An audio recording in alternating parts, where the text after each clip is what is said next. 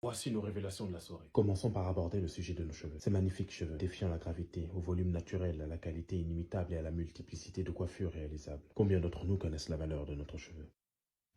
Honteusement, nous sommes arrivés à une époque où couvrir ce bel élément d'africanité est devenu un tel effet de mode que s'efface de notre conscience le tort que l'on cause à notre identité et la mauvaise habitude qu'on enseigne publiquement à notre esprit sur l'estime de soi. Tout Africain est automatiquement un passeur de savoir africain. Mais si la passation dysfonctionne, c'est toute l'Afrique qui, à terme, disparaîtra par faute d'identité. Et ce génocide aura la tragédie d'avoir été joyeusement commis par le peuple lui-même. Notre Afrique va mal parce que l'esprit africain va mal. Par ce refus de soi et ce constant bénévolat chez les autres, on ne remarque même plus le danger de la survie de nos cultures, censées être transmises aux générations futures, qui, elles, sont censées perpétrer notre identité originale, mais qui imiteront le modèle qu'on leur aura laissé. Tout comme l'incohérence de ceux qui font la guerre pour défendre la notion de paix, nous nous disons fiers d'être noirs, pourtant volontairement enfoncés dans la peau de l'étranger. Quoi qu'il en soit, et je le reconnais, nous ne pouvons pas prendre tout le blâme. Bien que nous soyons responsables de nos actions et du désintérêt de nous-mêmes, on ne peut ignorer que depuis longtemps, celui qu'on imite nous apprend par tous les moyens possibles et subtils à détester nos propres cheveux. Et cette viscérale incapacité à accepter son prochain tel qu'il est sans chercher à le modifier repose à la fois sur cette maladie mentale appelée racisme, sur une difficulté à utiliser les premiers instruments de l'intelligence et sur de la jalousie. Parlant jalousie, remontons à l'époque où elle s'exprimait publiquement et où, une fois encore, l'opinion des kidnappeurs civilisés a fait office de loi, la loi Tignon.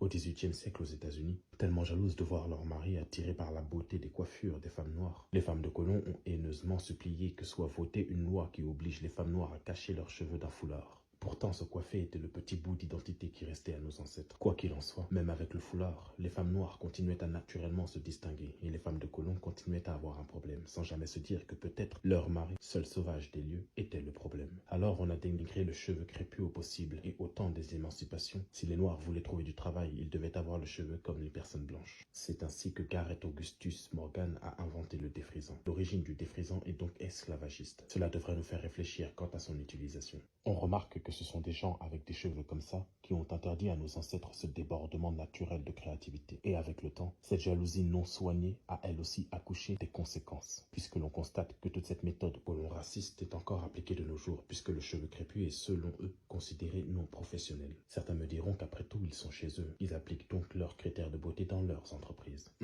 La vérité est qu'avant tout, ils ne sont pas chez eux. Cette terre qu'ils occupent est un bien mal acquis dont les légitimes propriétaires vivent encore ici même. Voici une carte présentée par l'archéologue anglais William Dawkins dans son livre Les premiers hommes de Grande-Bretagne, sur la base des travaux du docteur Baudouin. Nous sommes ici à l'époque des conquêtes romaines de la Gaule, donc vers 58 avant notre ère. Et cette carte de la France nous révèle clairement les véritables natifs du pays. Les lignes horizontales représentent les populations noires, les lignes verticales les populations métisses et les pointillés les populations blanches. Alors, qui est chez soi? Ceci fait violemment écho à Benjamin Franklin, vous vous en souvenez? Le père fondateur des États-Unis, qui refusait d'accepter les Européens qui fuyaient les massacres ethniques en Europe. Il les refusait parce qu'ils étaient tous noirs, français, espagnols, italiens, russes, etc.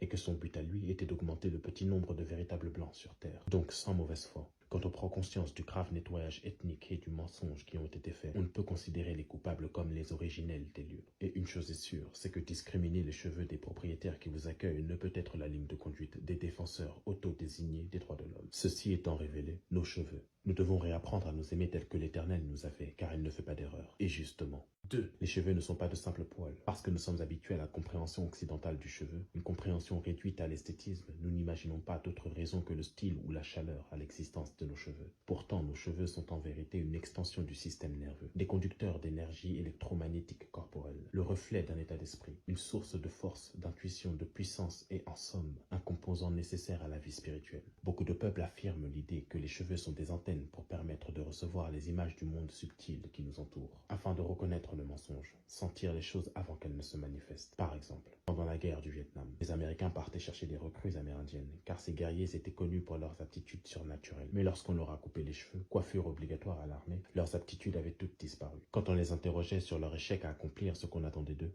les recrues plus âgés répondirent systématiquement qu'en subissant leur coupe de cheveux militaire obligatoire, ils ne pouvaient plus sentir l'ennemi, ils n'avaient plus accès à leur sixième sens, ils ne pouvaient plus se fier à leur intuition, ils ne pouvaient plus lire non plus les signes subtils ou accéder à une subtile information extrasensorielle. L'armée a alors recruté d'autres Amérindiens aux cheveux longs et leurs scores étaient les plus élevés. Et il existe d'autres témoignages de ce type. 3. Si nous voulons nous émanciper, nous devons défaire les fondements étrangers qui servent de base à nos sociétés. Par exemple, le patriarcat, qu'il soit catholique, islamique ou juste idéologique, n'est en adéquation avec aucune de nos valeurs africaines originales. Je dois le redire. Ce culte de l'homme ne trouve son miroir d'idées nulle part dans la pensée africaine ancestrale. Une pensée qui, tellement consciente de la valeur divine naturelle de la femme, conférait à la femme des rôles significatifs dans l'entité africaine. En effet, l'Éternel a choisi la femme pour être cette sorte de vortex pour l'âme, ce sanctuaire cosmique dans lequel l'âme s'allie au corps physique pour expérimenter ce miracle qu'est la vie terrestre. Pendant et après la grossesse, la femme sait démontrer de la vaillance. Elle est une force de la nature, elle est sacrée. Et ce choix de l'Éternel se respecte par le naturel matriarcat, un système qui ne signifie pas que l'homme n'a pas de valeur ou est inférieur. Non, c'est un système où l'homme et la femme sont un duo égal, mais où la femme reçoit des attributions qui reflètent ses capacités et caractéristiques divines et respectables. Credo Mutwa nous apprend dans une interview que nos ancêtres, d'avant la grande interruption, pensaient que l'Éternel était une énergie féminine qui se trouvait dans la terre, car c'est de la terre que tout pousse et que les humains sont nourris.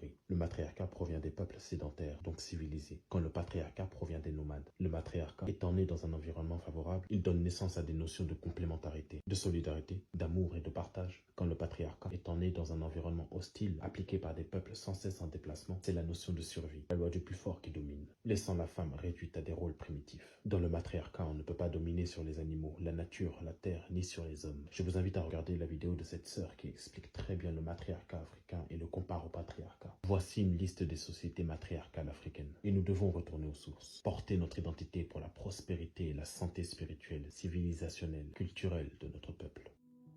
Redevenons l'Africain original et non plus d'aveugles copies de nos colocataires terrestres. Est-ce vraiment compliqué? Est-ce que la limite de nos efforts s'arrête là, à l'incapacité d'être nous-mêmes? Nos parents et nos grands-parents sont à l'heure actuelle majoritairement les seuls à faire vivre nos cultures. Mais que vont devenir nos cultures dans 2 générations plus tard si nous continuons ce désintérêt pour notre identité? Notre génération est-elle sur Terre pour causer le plus grand suicide ethnique de toute l'histoire de l'humanité? Réfléchissons à cela. Si nous pouvons aimer les autres, c'est que nous pouvons nous aimer aussi et le démontrer dans nos choix de vie. Voilà, c'est tout pour aujourd'hui. Ah oui, je réfléchissais et je me suis dit que vous pourriez suggérer des thèmes que vous aimeriez que j'aborde. Je choisirai ceux qui reviennent le plus, mais s'il vous plaît, essayez de ne pas proposer des thèmes déjà expliqués dans de précédentes vidéos. Allez, à bientôt pour de nouvelles révélations. Redevenons l'Africain original et non plus d'aveugles copies de nos colocataires terrestres.